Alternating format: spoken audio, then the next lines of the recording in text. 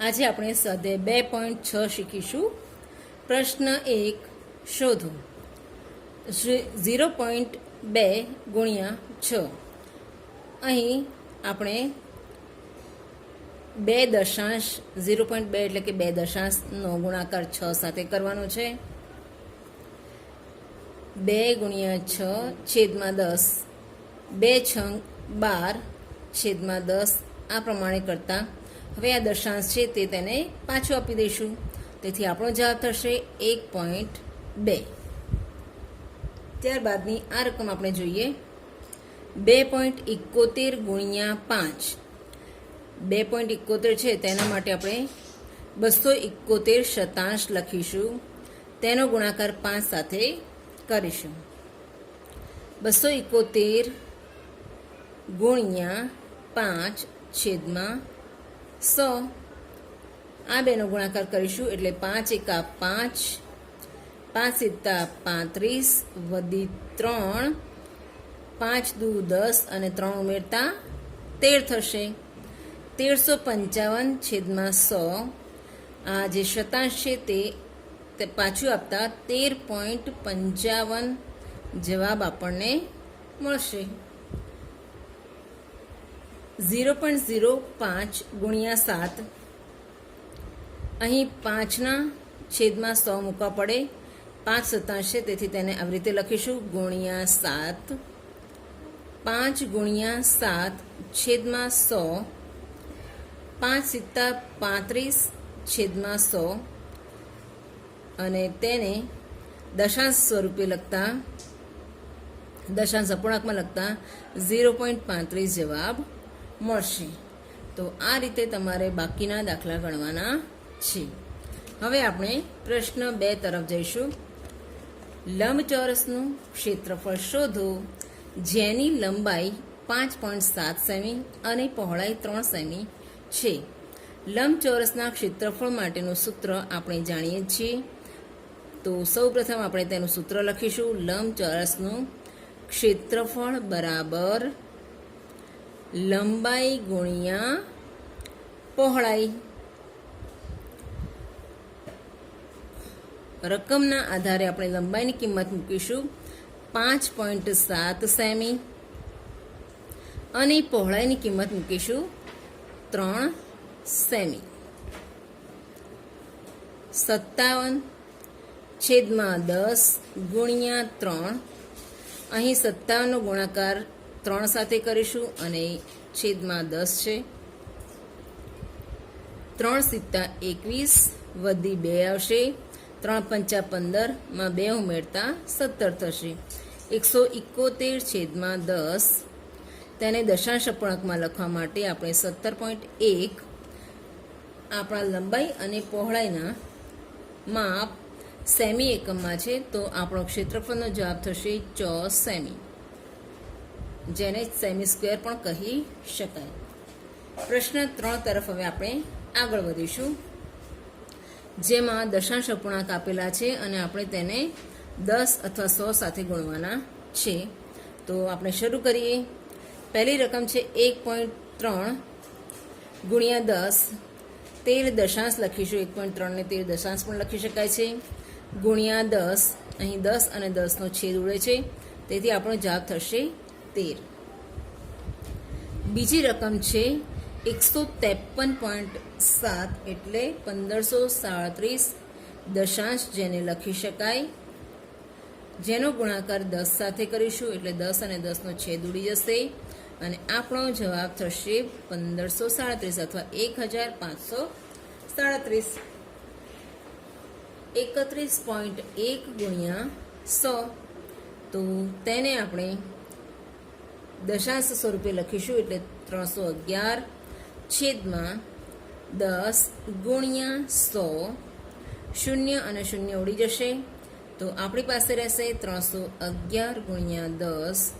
10 સાથે 311 ગુણતા આપણને જવાબ મળશે 3110. તો આ રીતે તમે પ્રશ્ન 3ની ગણતરી કરી શકશો. પ્રશ્ન 4. પ્રશ્ન 3ના બીજા કેટલાક આપણે દાખલા ગણીએ, જેમાં 100 સાથે અને 1000 સાથે ગુણાકાર કરવાના છે. તેવા બીજા 2 દાખલા આપણે ગણાવીએ. એના સિવાયના બધા દાખલા તમે જાતે ગણી શકશો.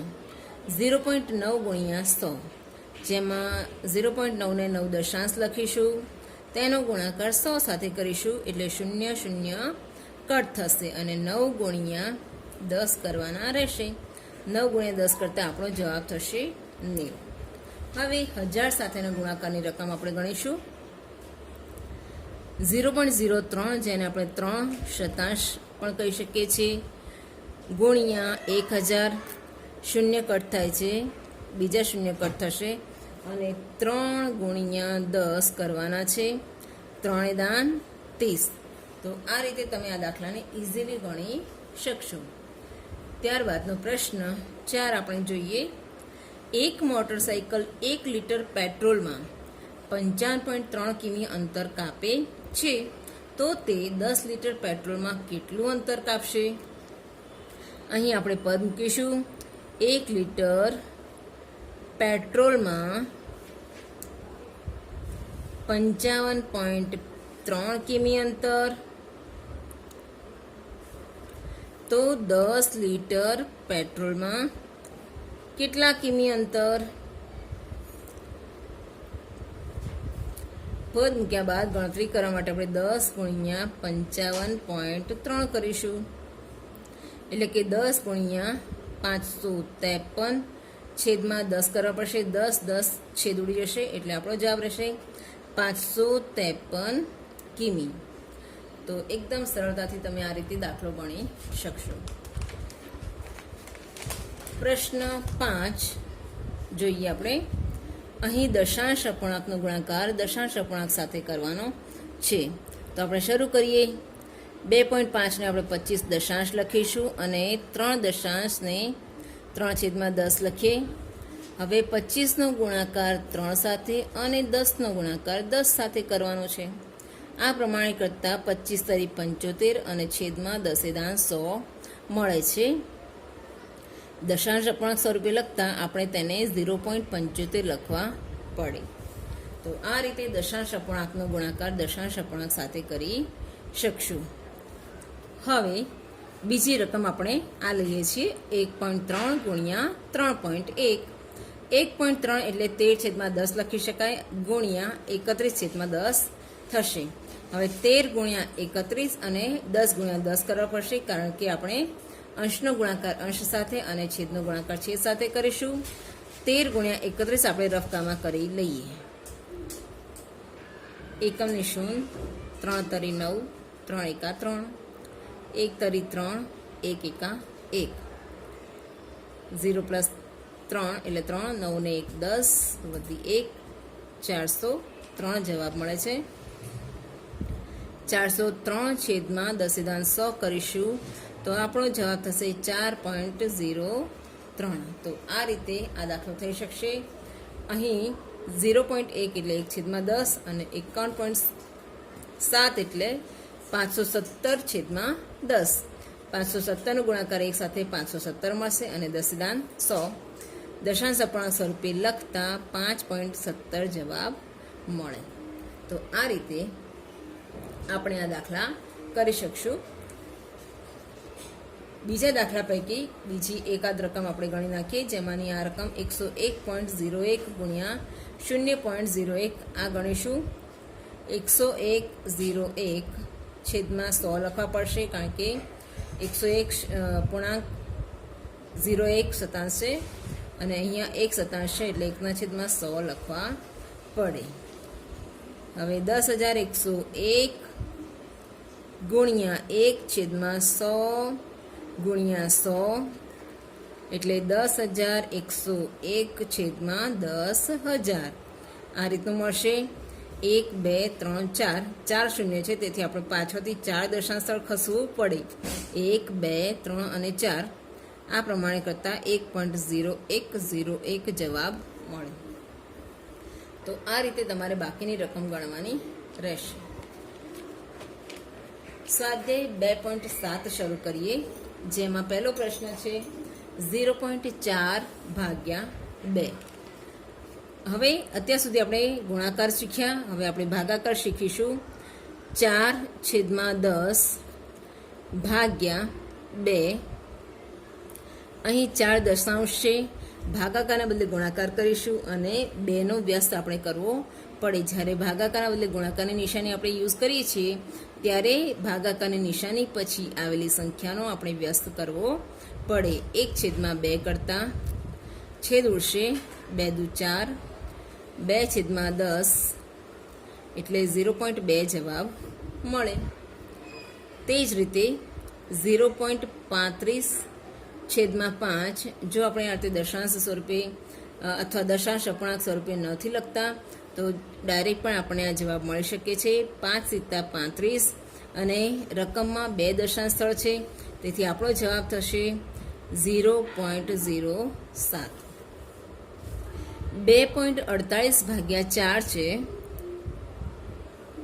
તો તેમાં 2.48/4, 4ના ઘડિયામાં 2 આવતા નથી, તેથી 0 દશાંશ થશે.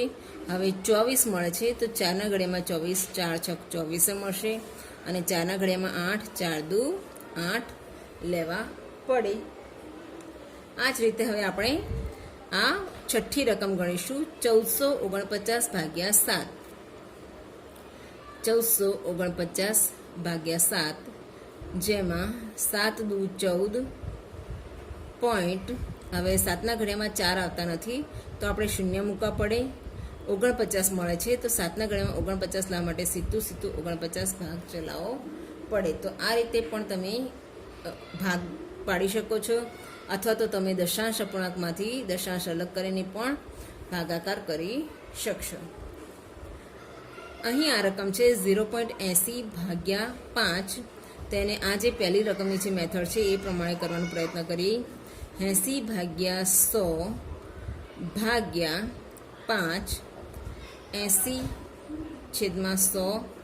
હવે ભાગાકારના બદલે ગુણાકાર કરીશું અને 5નો વ્યસ્ત કરવો પડે. 5નો વ્યસ્ત કરતાં આપણને મળશે 1/5. છેદ ઉડાડીશું, 16 × 5 80 થશે, એટલે 16 × 16/100. 16/100 એટલે કે 0.16 જવાબ મળે. તો આ જે દાખલા આપણે શીખ્યા છે તેના આધારે તમને જે મેથડ ફાવે, આ મેથડ કે આ મેથડ, એ પ્રમાણે તમારે બાકીની રકમના દાખલા પૂર્ણ કરવાના છે. પ્રશ્ન 2, જેમાં દશાંશ અપૂર્ણાંકનો ભાગાકાર 10 વડે કરવાનો છે, તો તે આપણે શરૂ કરીએ. અહીં 7 રકમ આપેલી છે, જે પૈકી 3 રકમ તમને શીખવામાં આવશે, બાકીના દાખલા તમારે જાતે કરવાનો પ્રયત્ન કરવાનો. 4.8/10 છે. અહીં દશાંશ આપણે છૂટા પડવાના નથી, પરંતુ હજી એક 10 વડે ભાગાકાર છે, તો તે દશાંશ આપણે મૂળ રકમને આપીએ તો આ દશાંશ સ્થળ 1 એકમ આગળ ખસશે, એટલે 0.48 જવાબ મળે. 0.7 એના ભાગ્યા 10 છે, તો તે ભાગાકાર કરતાં 7 અને એક દશાંશ સ્થળ તો છે જ, અને બીજું એક દશાંશ સ્થળ આનું થશે, એટલે 0.07 જવાબ આપણને મળે. 272.23/10 આ રકમને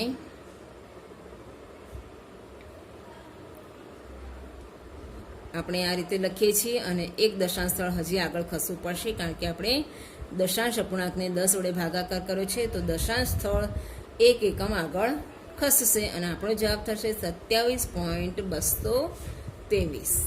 તો આ રીતે તમે બાકીના દાખલા સ્વપ્રયત્ને કરી શકશો. પ્રશ્ન 3, જે ક્રિયા આપણે 10 વડે ભાગાકાર કરીને કરી છે, તો ત્યાં આપણે હવે 100 વડે ભાગાકાર કરવાનો છે. તો 100 વડે ભાગાકાર કરતી વખતે આપણે 2 દશાંશ સ્થળ આગળ ખસવું પડે. તો 2.7/100 એક દશાંશ સ્થળ ઓલરેડી છે અને બીજા 2 દશાંશ સ્થળ આપણે આગળ ખસવાનું છે. તો 27 અહીં દશાંશ સ્થળ હતું તે 1 અને બીજું 1 એકમ, એટલે 2 એકમ આગળ ખસવા માટે આપણે આગળ શૂન્ય મૂકવા પડ્યા અને પૂર્ણાંક તરીકે આપણે શૂન્ય લખીશું. તો 0.2727 થશે. 0.78 ભાગ્યા 100,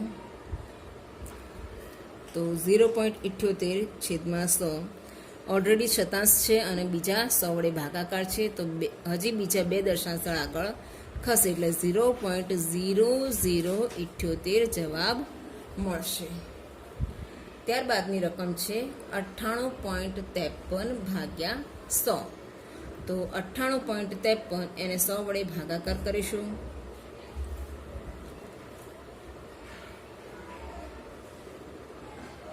એટલે આ જે દશાંશ સ્થળ 2 એકમ હતા તે બીજા 2 એકમ આગળ ખસીને 0.9853 થશે. તો આ રીતે તમારે પ્રશ્ન 3 કમ્પ્લીટ કરવાનો છે.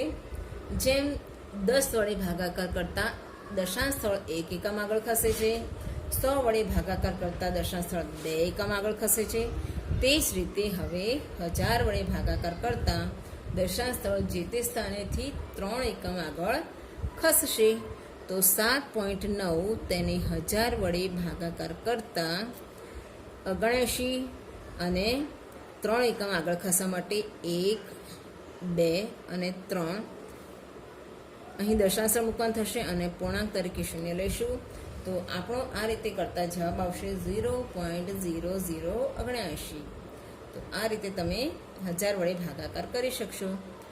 26.3 ભાગ્યા 1000 દશાંશ સ્થળ આપણે બીજા 1 એકમ છે અને બીજા 3 એકમ આગળ ખસવાનું છે. તો આપણે 263 ને દશાંશ ચિહ્ન વગર લખીશું અને 3 એકમ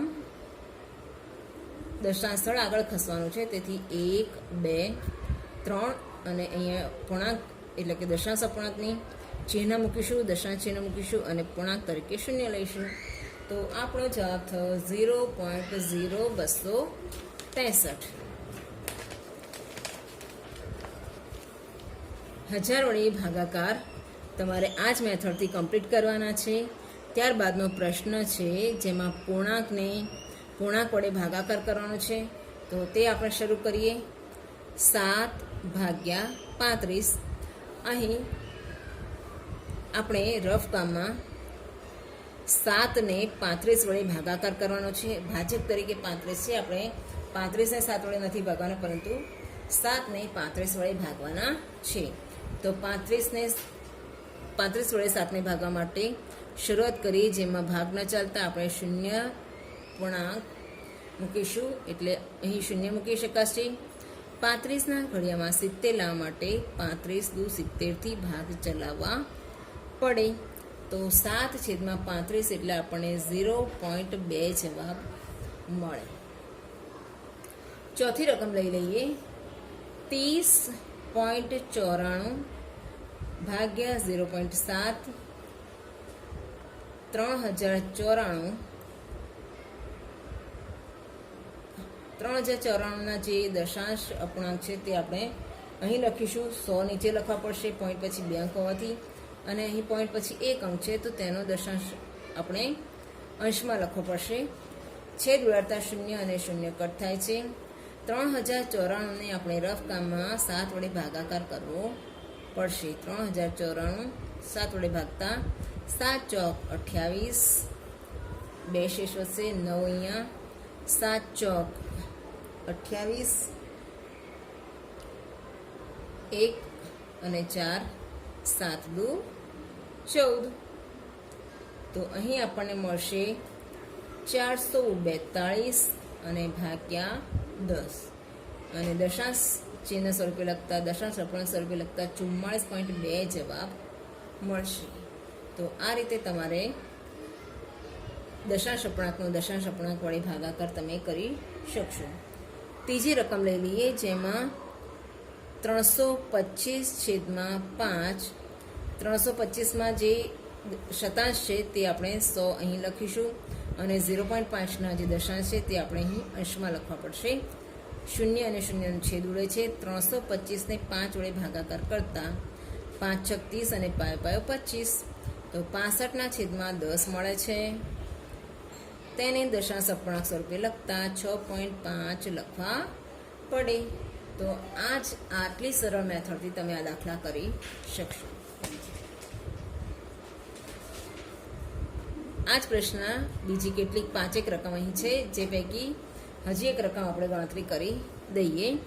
37.8 તેને 378 લખીશું, તેના જે દશાંશ છે તે આપણે અહીં લખીશું, અને 1.4 પૈકી 14 અહીંયા લખીએ છીએ અને તેના દશાંશ ઉપર લખીશું.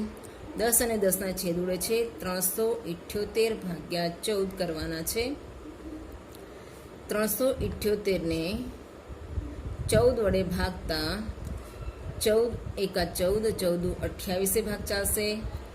9 અહીંયા 8 નીચે ઉતારવાના, 14 સિત્તા 98. તો જવાબ આપણને મળશે 27. આ રીતે આપણે આ દાખલા કરી શકીએ છીએ. અહીં કોઈ દશાંશ વધતા નથી. પ્રશ્ન 6. એક વાહન 2.4 લીટર પેટ્રોલમાં 43.2 કિમીનું અંતર કાપે છે, તો 1 લીટર પેટ્રોલમાં વાહન દ્વારા કેટલું અંતર કપાયું હશે? પદ મૂકીશું. 2.4 લીટરમાં 43.2 કિમી, તો 1 લીટરમાં કેટલા કિમી? અહીં 1 ગુણ્યા 43.2 અને છેદમાં 2.4 વડે ભાગાકાર કરીશું. રફ કામમાં 432નો ભાગાકાર 24 વડે કરવો પડશે. અહીં 432 ભાગ્યા 24, 432ના દશાંશ અહીં લખીશું, 2.4ના દશાંશ અંશમાં લખીશું. તેનો છેદ ઉડી જાય છે, તેથી આપણે 432નો ભાગાકાર 24 વડે કરવાનો છે. 24 એકા 24 અને 24 દુ 48 વધી જાય છે, તો આપણે 24 વડે ભાગાકાર કરીશું. 13, 4 કાપીને 3, 13માંથી 4 ગયા તો 9 અને 2 અહીંયા નીચે ઉતરશે. 20ના ઘડિયામાં 192 આપણે લાવવાના છે, તો 24 ઈઠ્ઠા 192. આ રીતે આ દાખલો પૂર્ણ થશે. 18 કિમી જવાબ મળશે. 2.4 લીટરમાં 43.2 કિમી ચાલે છે, તો 1 લીટરમાં 18 કિમીનું અંતર કાપી શકશે. તો આ રીતે તમારે આ સ્વાધ્યાય પૂર્ણ કરવાનો છે.